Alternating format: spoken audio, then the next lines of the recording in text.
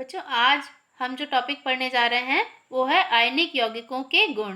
पिछले वीडियो में हमने पढ़ा था कि आयनिक यौगिक क्या होते हैं। आज हम उनके गुण पढ़ेंगे। पहला गुण है भौतिक प्रकृति। आयनिक यौगिक ठोस अवस्था में पाए जाते हैं।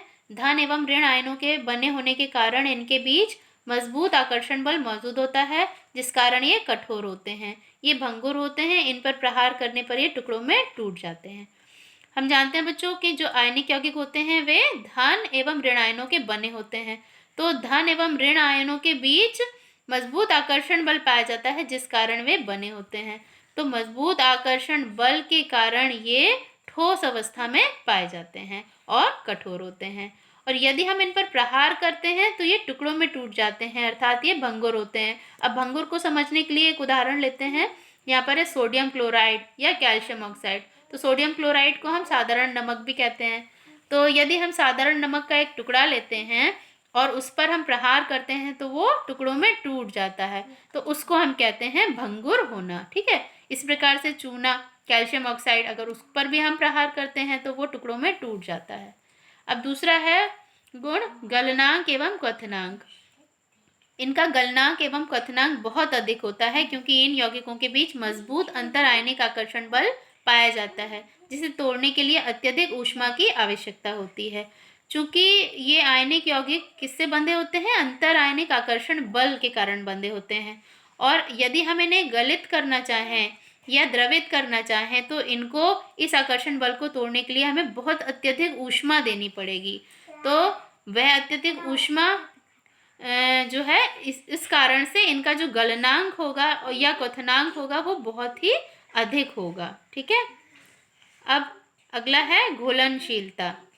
आयनिक यौगिक जल में घुलनशील होते हैं तथा केरोसिन, पेट्रोल आदि विलायकों में अविलेय होते हैं।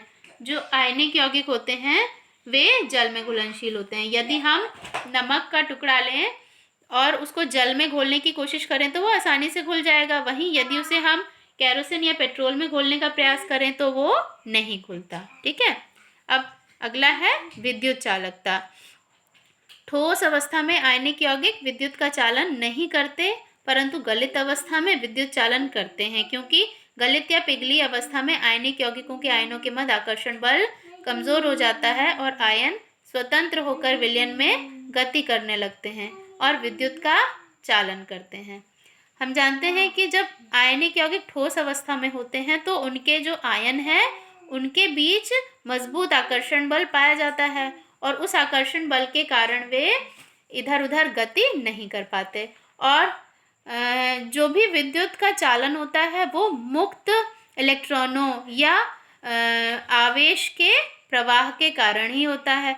तो जब आवेश बंधी हुई अवस्था में होगा तो वो विद्युत का प्रवाह या विद्युत चालन नहीं कर पाएगा। इसी प्रकार यदि आयनिक यौगिक गलित अवस्था में होंगे तो उनके बीच का जो आकर्षण बल है, आयनों के बीच का आकर्षण बल है वो कमज़ोर होगा और जो आयन है वो स्वतंत्र होकर गति करने लगेंगे। और यदि हम उस विलयन में विद्युत प्रवाहित करेंगे तो जो आयन है वो आसानी से विद्युत का चालन करेंगे। तो इस प्रकार ठोस अवस्था में आयनिक यौगिक विद्युत का चालन नहीं करते, लेकिन यदि उनकी गलित अवस्था में विद्युत प्रवाहित की जाए तो विद्युत का चालन होता है।